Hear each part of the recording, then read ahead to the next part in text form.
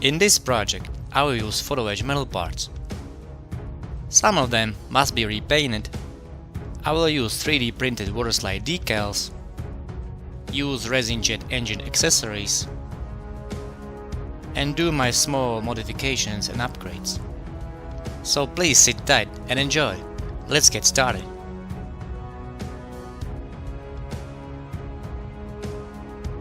Hallo liebe Modellbaufreunde, herzlich willkommen auf meinem Kanal. In German language it means, hello friends, welcome to my channel. Today I will build the German World War II fighter jet, the Messerschmitt Me-262. For this build I chose the 1/48 scale HobbyBoss kit. This kit is very price-worthy and has a lot of accessories.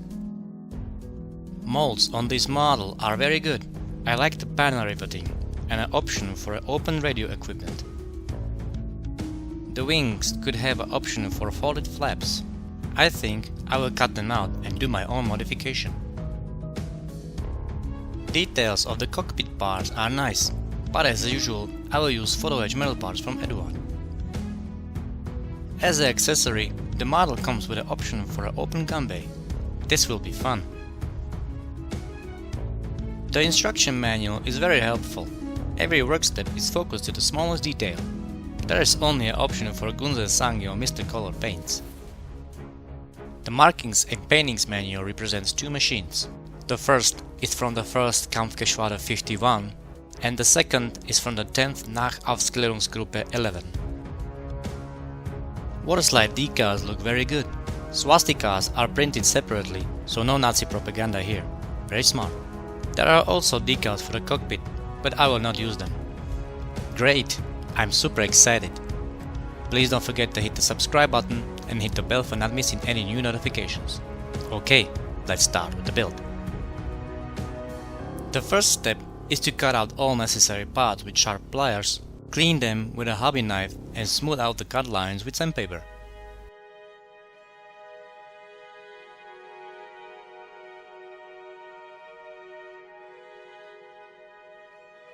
I better try the fuselage fit in a dry fit. It will show me all areas that I missed. For now, it fits good. I'm still waiting for the cockpit metal parts to come, so I will work on the internal fuselage, radio equipment and the Rheinmetall Borsig 30mm cannons and gun bay.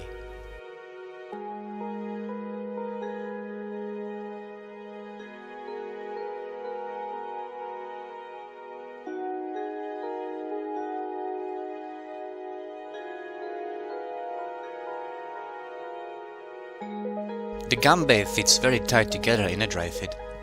The model stands on its nose without additional weight. For this purpose, I will use the kit's lead molding also. The Mark 108 30mm cannon assembly was easy and quick. It's the last step before the paint job. For the inner fuselage, radio and gun bay, I will use the Mr. Color C60 Grey.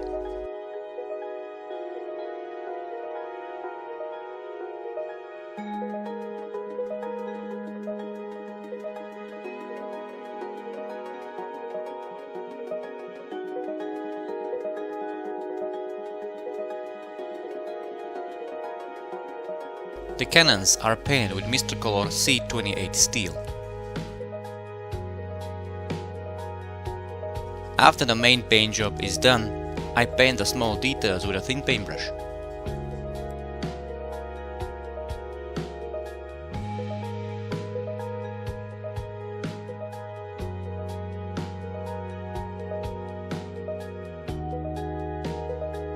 I want to highlight the small details a little bit more, so I apply a dry brush to all parts.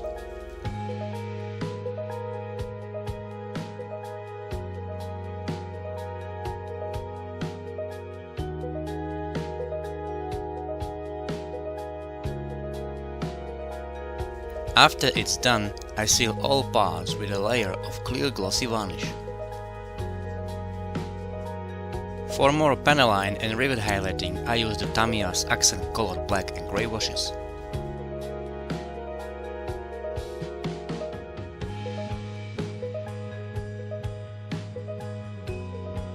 To speed up the wash applying on bigger surfaces, I use a paintbrush.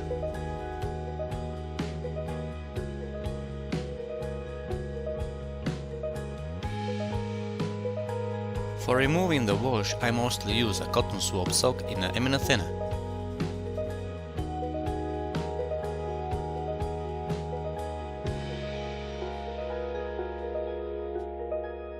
Okay, the inner fuselage, radio and the gun bay with cannons are finished. Finally, the Edward photo etch parts came in time. There are also metal parts like cable wiring and hydraulics for this work step, but I will come to that later. I pack all finished parts in a plastic bag and continue on working on the cockpit.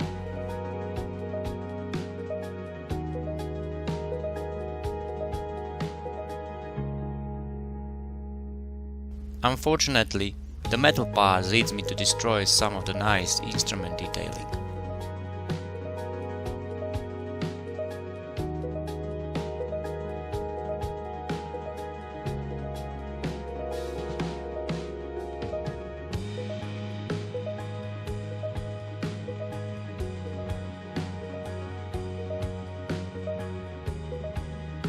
Before I continue, I drilled small holes for the instrument indicator wiring.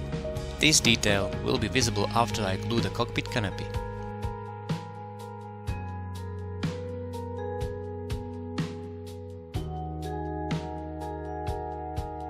I bought a couple of packages of LED wires in my nearby model shop, so I expect more scratch build in the near future.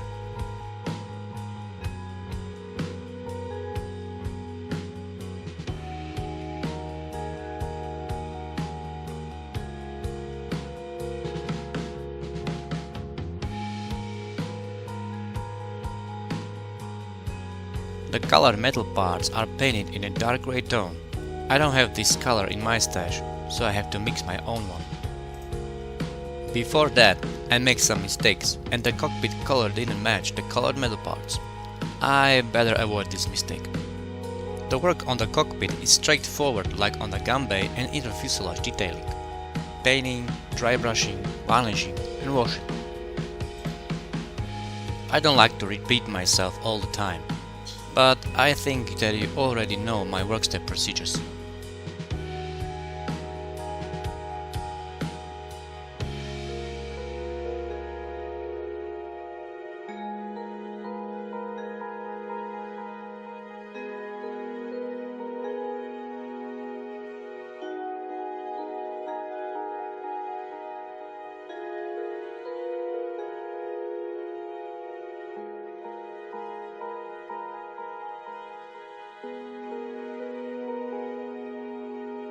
The cockpit is finally ready for applying the colored metal parts. For this work step, I use Loctite cyanide acrylic superglue liquid. It completely dries out after 60 seconds, so I have plenty of time to add the metal parts into a correct place.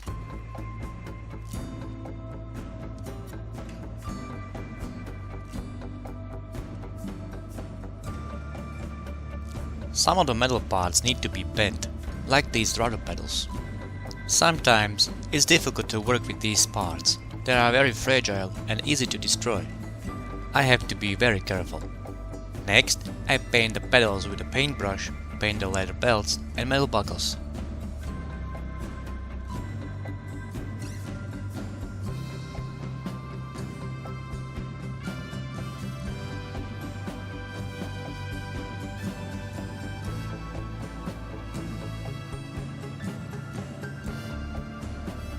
The Edward metal parts didn't include any pilot seatbelts, so I had to use 3D printed seatbelts from my stash of BF-109's accessories. These seatbelts are waterslide decals. They are absolutely amazing to apply. Now I can assemble the cockpit together. All parts have a really good clicking system and the fit was very tight.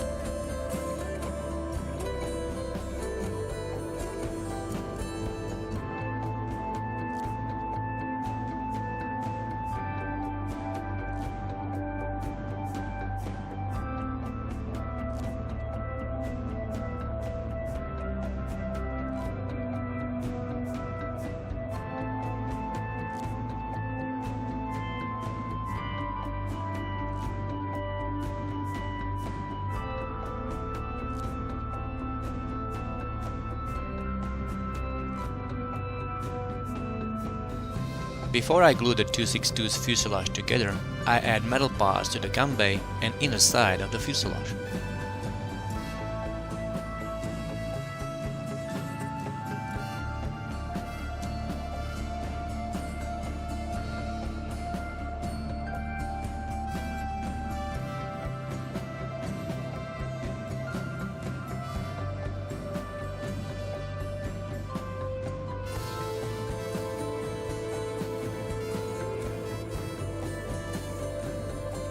Now I can glue the fuselage together. Everything is very tight. I must admit that I tried out the dry fit a couple of times. I was a little bit worried, and I was right. There was a big gap at the front of the section of the right side of the fuselage. The problem was in the lead mold. I had to sand out a few millimeters from it. After that, it was fine.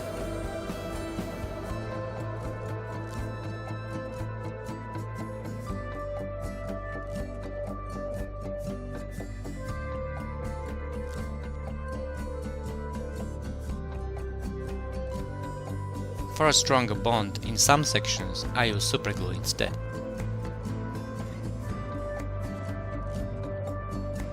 The next step are the wings. I want to have extended flaps on my model, so I need to cut them out of the mold. For this work step, I use a sharp engraver knife.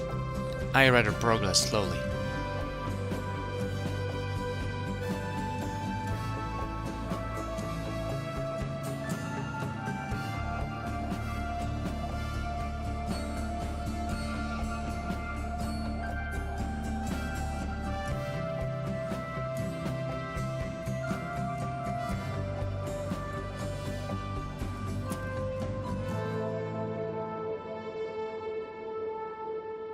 The landing flaps have a large gap on the top.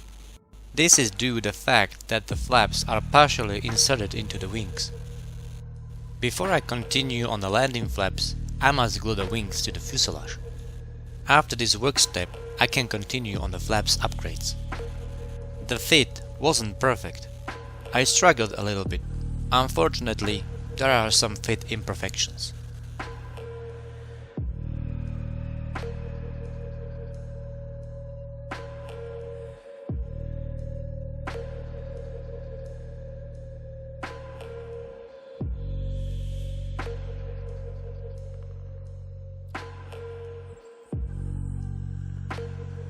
Now I can continue on the flaps modification. For filling the gaps on the upper side, I use plastic plates from plastic sprues of finished models. I cut them into a shape of long plates, glue them, and after the glue dried out, cut them to match the flaps shape.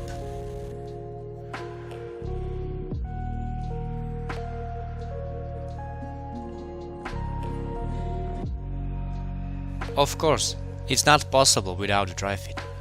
I had to dry fit the flaps over and over. This step took me a longer time to complete. The upper wings plastic is too thick for the flaps. I had to thin it up at least into 2 millimeters.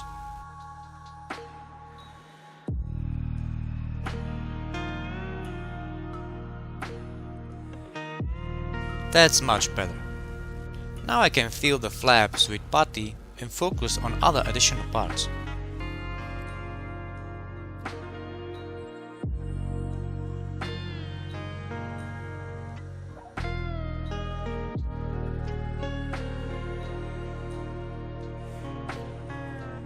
Since the model includes nice details of the radio and cannon bay, it will be a shame to leave the model just like that. I decided to improve it with a resin engine from Iris. The kit includes two identical UMO 004B1 engines, but I will use only the left one. The other will be in my stash of additionals. To avoid dusting a lot, I tried to cut all parts with a handsaw. Unfortunately, not all resin molds were perfectly molded. I had to use an electric micro drill with a cotton disc. And again, lots of dusting. For removing the excessive resin, I carefully sand it down with a P320 sandpaper. Working with resin is a dangerous job. Always use a mask.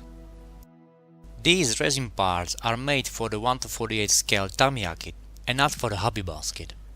The engine hardpoint does not match with the shape of the wings. I need to cut it and remove some plastic.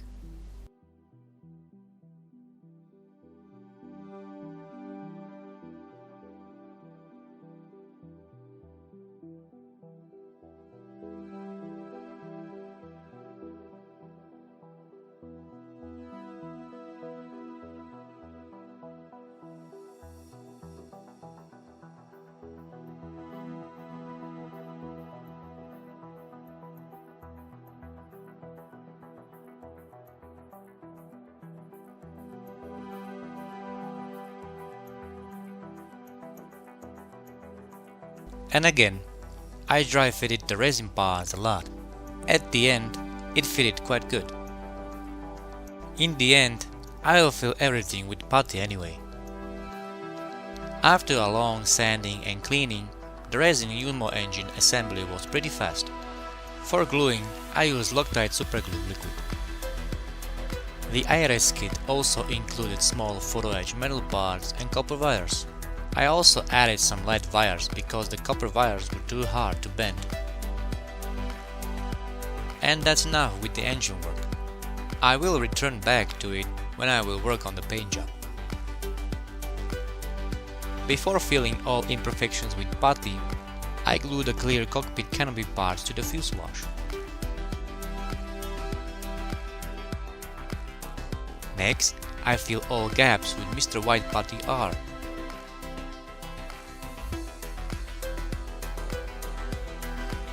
The putty dries up after 5 hours. I sand down the putty under water with a P600 sandpaper.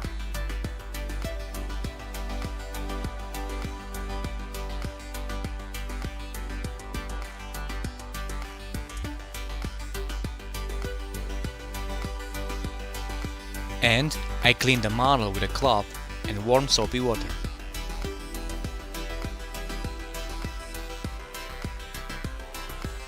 Now I glue the flaps fully extended in a landing configuration. Before the paint job, I masked the cockpit canopy with masking tape, add a liquid mask and cover the wheel wells with a sponge.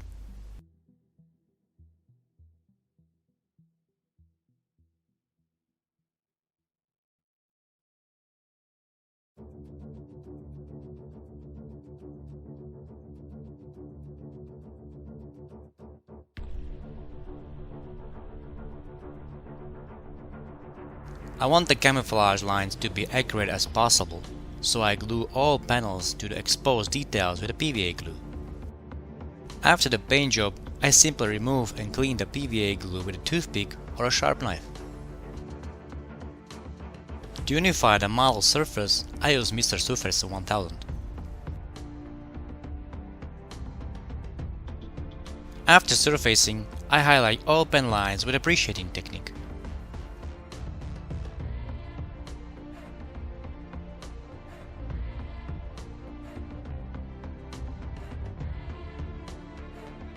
For the 262's camouflage, I chose the red 2 of the 10th Nachausklärungsgruppe 11. I will use Mr. Color C117 light blue, C122 light green, and C37 grey violet. The C117 light blue paint has a denser pigment, so I recommend to dilute the paint a little bit more. On the other hand, the C122 and C37 pigments are okay. There are no problems here.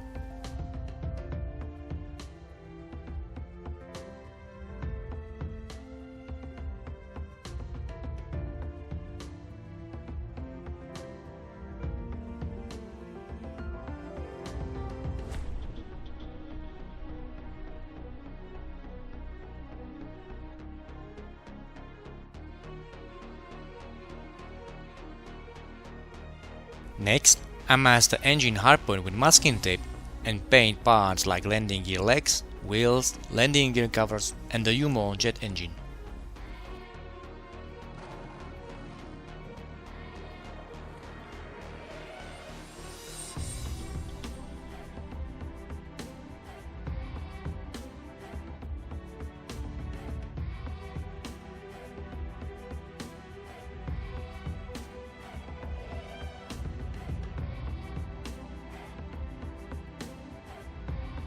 Before I apply the first varnish coat, I paint all necessary small details with a paintbrush. For example, I'm painting the landing gear leg pistons, hydraulic hoses for a brake system, and jet engine cables and hoses.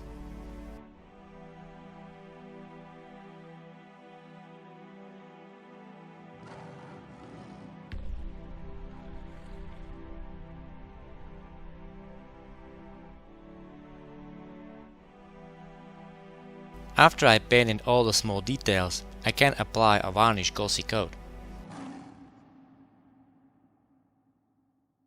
The HobbyBoss decals are very good. They are strong, flexible enough to apply, and they are very easy to work with. For a better surface adhering, I use chemicals like Revel Decal Soft or Mr. Mark Softener. I will use the Tamiya's accent color black panaline wash to highlight all the panels. So far, it's one of the best panaline washes for me. I use it quite often and it never let me down.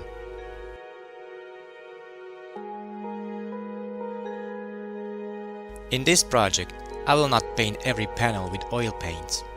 The colors of the camouflage still looks quite new. I will try the post shading technique. I want to create an effect of flown and faded surface. The colors I use in this step are exactly the colors I used to paint the camouflage. I just added a little bit of white to it. The color ratio is 90% of the original color and 10% of white. This work step is quite time consuming and needs a lot of patience. Best is to apply this step before applying the decals. I didn't do that and unfortunately I must pay for it. You can see the difference on the wings. On the left is a surface treated with post shading and on the right, at the bulking croids, is without post shading. After post shading, I paint small details such as scratches from aircraft mechanics and peeled off camouflage from stress and high-speed flying.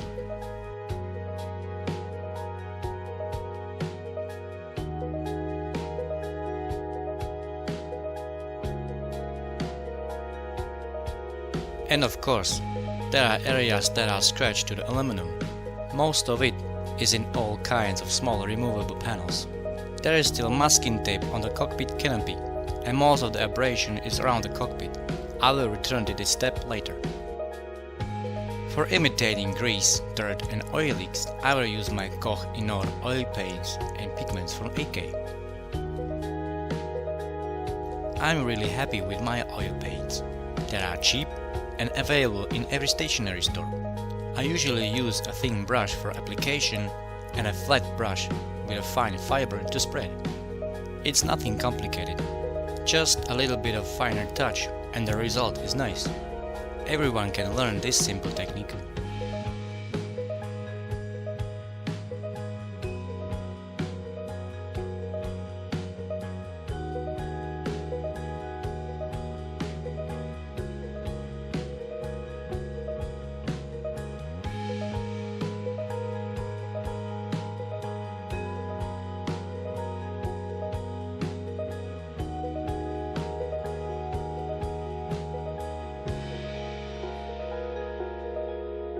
And for the landing gear wheels, I apply a European earth pigment. I'm still thinking about building a diorama to it, but I didn't decide yet if it'd be a grassy field dial or a concrete L-field dial. I have everything available to it, accessories, figures, and much more.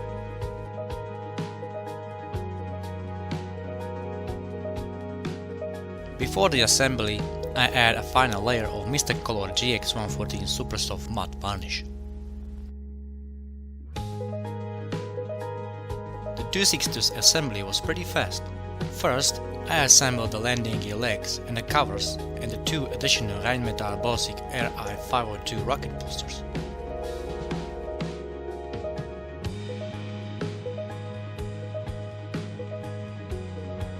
Then, I glued the resin Umo 004 jet engine with superglue.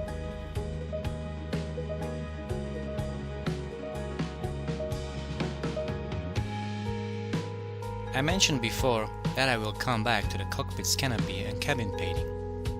I can finally add the last stretches and glue the cockpit canopy in place.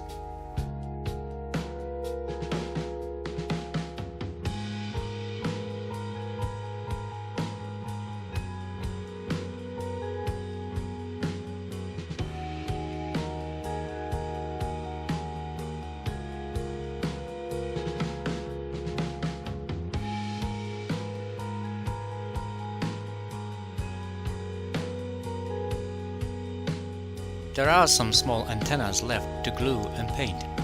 I didn't want to glue them right at the time of the model's pre-assembly. A few times it happened that I managed to break them off. Therefore, I glue them now. Next, I glue the Mark 108 cannon covers. I will leave the front part of the 262's fuselage exposed. Of course, I have all the other covers ready to assemble, but I will use them in my future diorama build.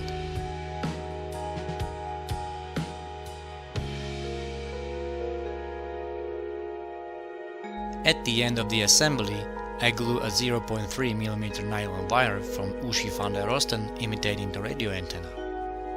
With this last step, the 1:48 scale Messerschmitt Me-262A1 from HobbyBoss is finally finished. As I said, I have some accessories like a stand from MDF board and Luftwaffe figures from ICN ready for my Me-262 diorama. If you want to be a part of it, you can help me to decide what kind of diorama should I build. If it's gonna be a grassy airfield or a concrete one. You can post your comment down below. And now to the model itself. This model was very fun to build and was full of plenty of surprises. The model has a lot of offers with its moldings. It contains nice exposed details of the radio equipment, cannons and a cockpit. It can be built without major interventions and does not prevent modifications. I hope you like this video build. Please subscribe to my channel, like or leave a comment down below. If you're interested in finding out what I'm working on right now, join my Facebook or Instagram pages or follow my posts on YouTube. Thank you for watching, see you next time, and here's the final reveal.